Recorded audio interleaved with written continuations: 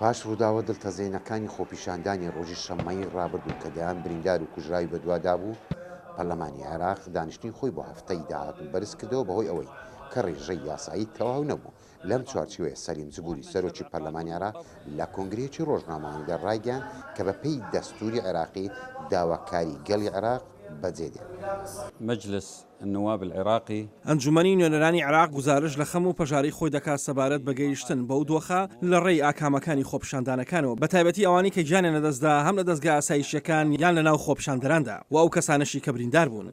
هاوکات تەعزیەباری خۆمان بۆ کەسوکاری شەهیدەکان ڕادەگەێنین، وەک هەمیشە هاودەنگی خۆمان بۆ داواکاری ڕەواکان بە پێی دەستوور ڕادەگەێنین.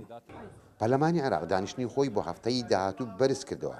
ڕای لایەنە سیاسیەکانیش هەریەکە بە شێوەیەکی جیاواز بوو.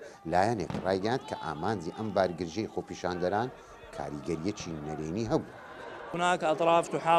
چەند لایەنێک هەن کە هەوڵ دەدەن بارودۆخەکە تێک بدەن و دەیانەوێت دۆخەکە بگەڕێنەوە دواوە. بە ئاراستەیەک پرۆسەی سیاسی لەناو بەرن ئەو سەقامگیریەی کە لە عێراقدا هەیە لە ناوی بەرن. لەبەر ئەوە ئێمە هەڵوێستەیەکی ڕون و ئاشکرامان هەیە، داوا دەکەین لیژنەکان دروستکرێن و بە دوواداچوون بۆ ئەو لیژنانە بکرێن و ڕاستیەکان بۆ خەڵکی عێراق ئاشکرا بکرێن بۆ ئەوەی بزانرێت کێ لە پێش تێکدانی ئاسایش و سەقامگیریەوەیە. ئەندامێکی کوردستانی ڕایگەاند کە دەبواە پەرلەمان دانیشتنی خۆی بەجێهێنابایە بۆ ئەوەی ئەم بارگرژێت تاوتێ بکرێ و تاوانبارەکانیش سزا بدرێن.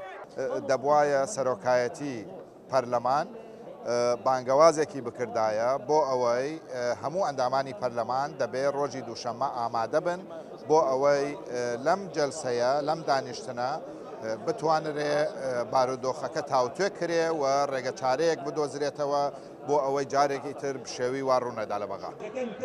لەو کاتەی شەقامی عێراقی ناڕزایی خۆی بەرامبەر بە کۆمسیۆنی باڵای هەڵبژاردن دەربڕی، پەرلەمانی عێراق دانیشتەکانی خۆی بەجێ نەهێنا. بۆیە دەنجی ناڕزایی شەقامی عێراقی وەک دەوترێ گەیشتۆتە ئەو ئاستەی کە نوێنەرانی خۆیان بەکەم تەرخەم لە قەڵەم بدەن. لە بەغدا و نزار عەبدوڵڵا، دەنجی ئەمریکا.